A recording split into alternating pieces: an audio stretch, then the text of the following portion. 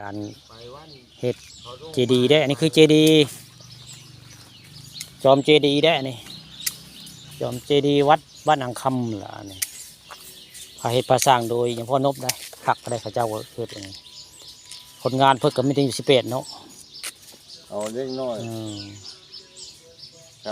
ข้าเจ้ามาซอยเนาะข้าเจ้ามาซอยลูกหลานเนาะลูกหลานหมดอะไรนี่ลูกหลานมาซอยม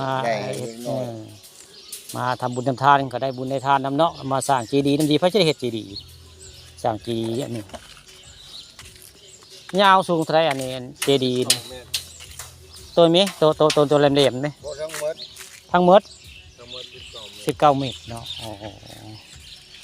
ตอนเช้ามื้อนี้ผู้ค้าปลาทองคำพาชมก็ได้พามาเบิ่งเต้าเจดีย์แล้วก็พระมาเบิ่งกันแล้วพ่อนกเพิ่นพา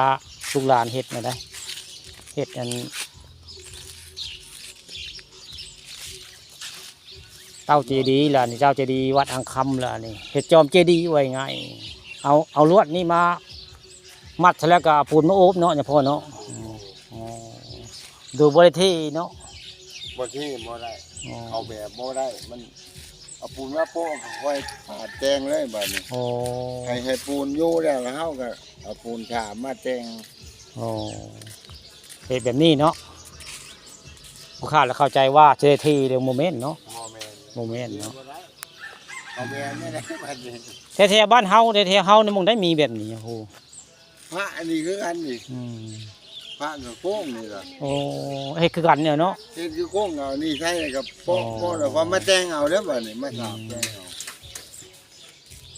คาดว่าหลังจากงานบุญวัดป่าเนาะครูสิได้เอาขึ้นเนาะเพิ่นท่าอันนั้นเนาะท่าหยังเพิ่นท่าชัดผู้ใดก็เฮ็ดชัดให้เพิ่นชัดอันไม่ใช่ยอดนี่นะใช่ยอดมันนะมันสิมีชัดอันปกติมันนี่เขาสิเอาของมีค่าใส่ได้โจมมันปกติมันบ่เป็นชัดเป็นทองคำกันทองคำได้ข้าเจ้าเอา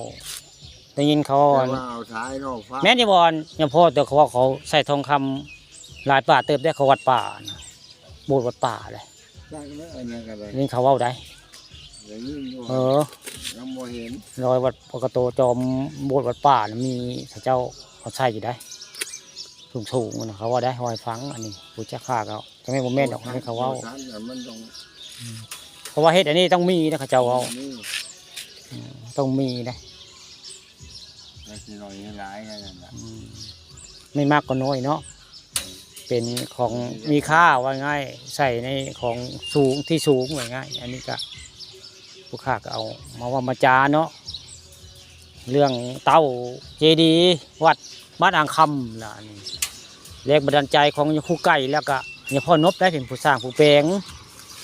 วัดวารามเจดีย์นี่บ่มีไปสร้างได้